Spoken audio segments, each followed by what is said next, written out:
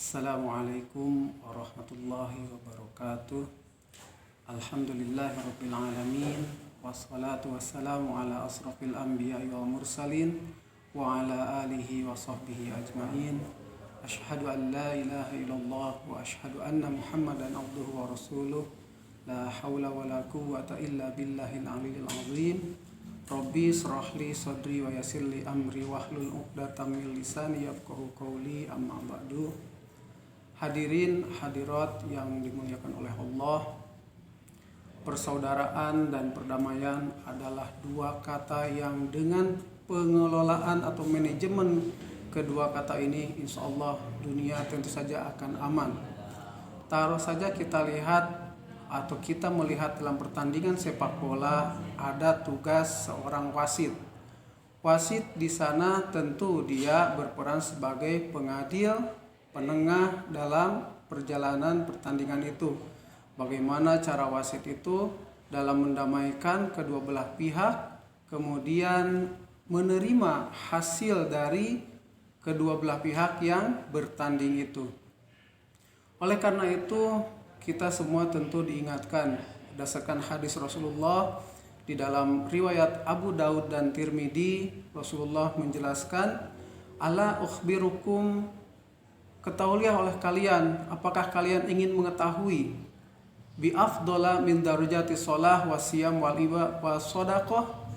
Apakah kalian ingin lebih dalam masalah pahala, melebihi salat, puasa dan ibadah lainnya seperti sedekah?"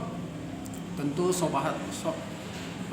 sahabat menjawab, "Bala, tentu saja ya Rasulullah, kami ingin sekali menerima pahala itu." Kemudian Rasulullah menjelaskan bahwa kalau kalian ingin pahala itu, bahwa Rasulullah qala islahu dzatil baini wa fasadu dzatil bain hiya al haliqah.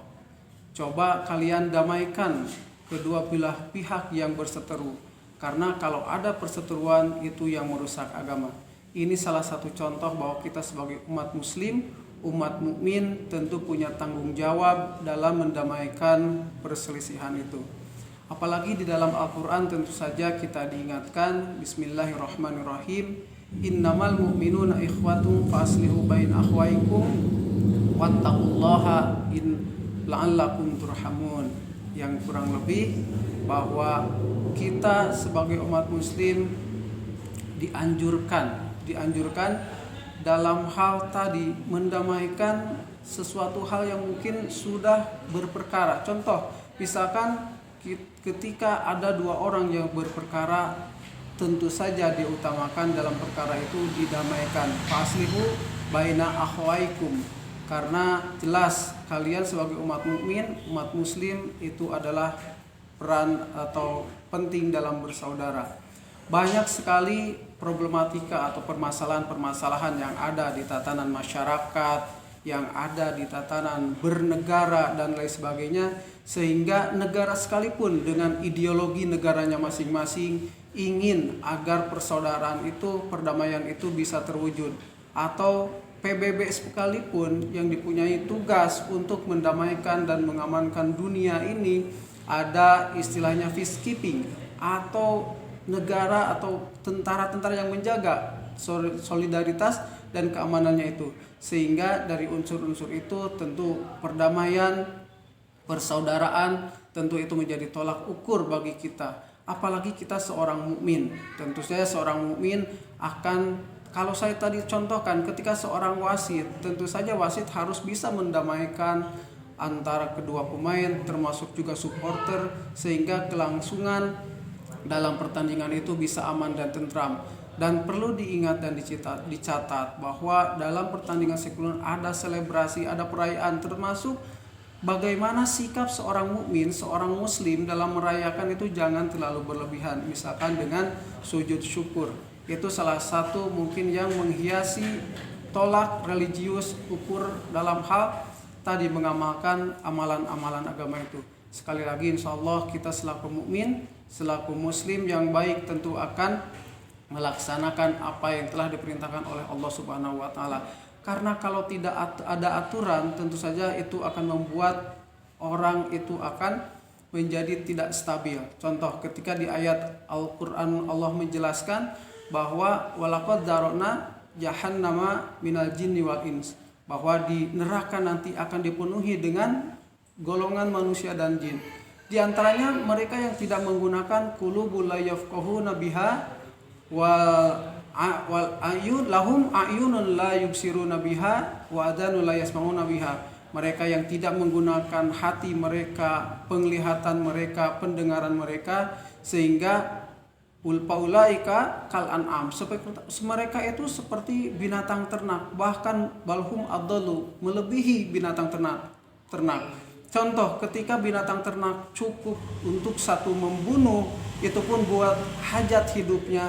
Tapi ketika seorang presiden misalkan, seorang kepala negara yang mungkin karena kebutuhan politik untuk merebut ekonomi negara lain, tidak segan-segan misalnya untuk membunuh ribuan, ratusan, bahkan jutaan manusia. Ini dampak dari Al-Quran yang memang sangat mendukung tentang perdamaian dan persaudaraan itu. Apalagi Islam itu bermakna keselamatan, kedamaian, sangat sekali harus direspon. Tentu saja Islam itu memberikan rahmatan lil alamin. Bukan saja dia berbicara tentang Islaman itu, tapi dia selalu bersinergi dengan pemeluk yang lain, sehingga tidak ada di dalam Al-Quran itu pemaksaan untuk menyebarkan agama Islam secara dipaksa. La ikraha fiddin.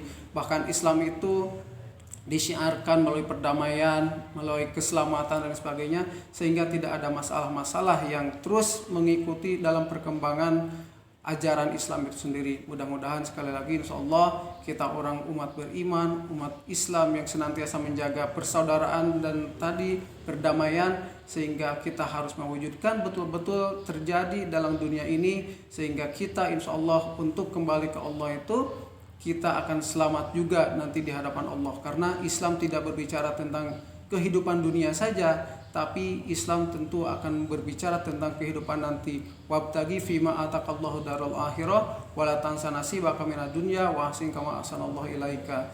Itu yang perlu kita pahami dan garis bawahi, bahwa Islam tentu saja dengan rahmatan lil alaminnya, dengan keselamatan kedamaiannya, bukan saja sekali lagi menguruskan hal-hal duniawi, tapi juga kita harus ingat bahwa Islam itu akan menguruskan hal-hal ukhrawi nanti. Keselamatan di dunia tentu saja akan menentukan keselamatan nanti di akhirat.